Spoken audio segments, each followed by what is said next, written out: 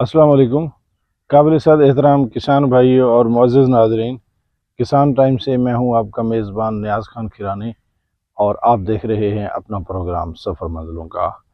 नाज़रीन, जैसा कि गंदम को पहला पानी लग रहा है और पहले पानी में जो हमें ख़ास अहम चीज़ की ज़रूरत है वो है कि हमारी फसल को नाइट्रेट्स गंदम को मिल जाएं, ताकि गंदम फौरी तौर पर टिलरिंग का अमल शुरू कर सके।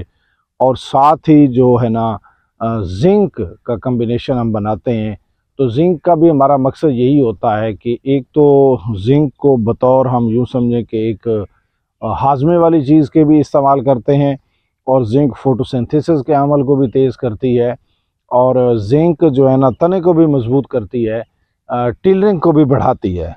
तो हाँ, हम नतीजतन ये कह सकते हैं कि ज़िंक पौधे की एक ऐसी ज़रूरत है जो टिलरिंग में अहम किरदार अदा करती है। तो उसके बाद अब ज़िंक देना कि यहाँ एक बड़ा सवाल पैदा हो जाता है कि कौन सी ज़िंक देनी चाहिए, कौन सी ज़िंक नहीं देनी चाहिए। नाज़रीन, हमने अमूमी तौर पर जो दोस्तों को ज़िंक जिसकी हमने जो है ना सिफारिश की है कि ज़िंक इस्तेमाल करें, वो हमने बताया है कि 27% वाली ज़िंक आप लोग इस्तेमाल करें, चूँकि उसकी अफादियत ज़्यादा है। दानेदार हालत में है तो उसका छट्टा देना आसान है। और काफ़ी सारे दोस्त फिर यहाँ एक अबहम पैदा हो जाता है, आया कि ज़बरदस्त यूरिया अगर इस्तेमाल कर ली जाए तो उसमें भी तो ज़िंक है ना। यानी ये आप यूँ समझें कि एक मिसकंसेप्शन फैलाई जा रही है कि अगर ज़बरदस्त यूरिया दे दें तो उसमें ज़िंक मौजूद है।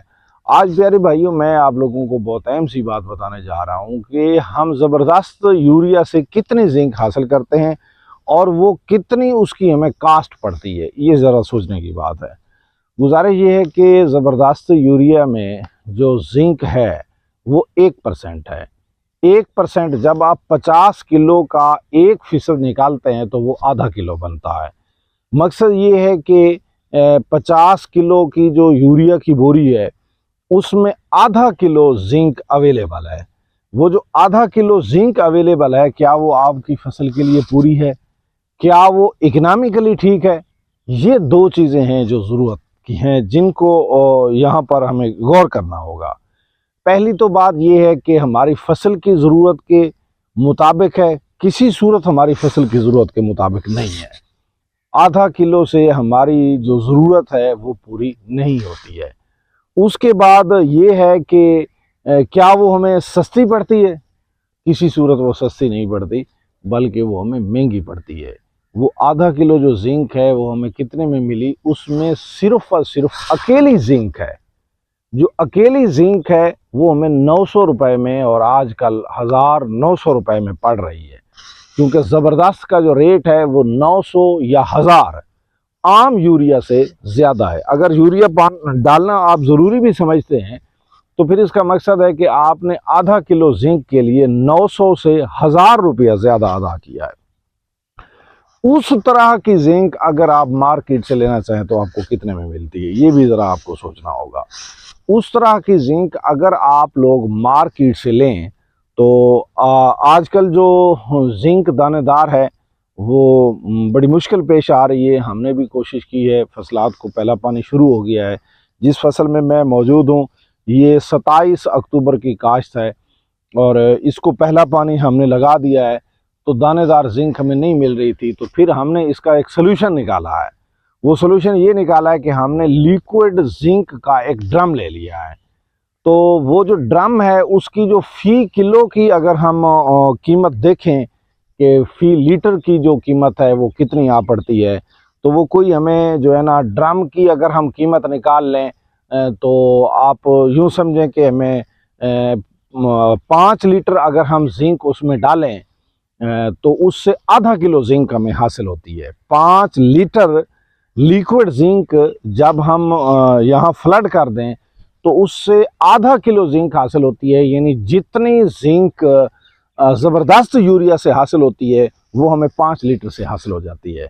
और उसके ऊपर कास्ट कितनी पड़ती है प्यारे भाइयों? उसके ऊपर जो कास्ट हमारी आ रही है वो मैक्सिमम 600 आ रही है। 500 से 600 के दरमियान उसके ऊपर कास्ट पड़ रही है।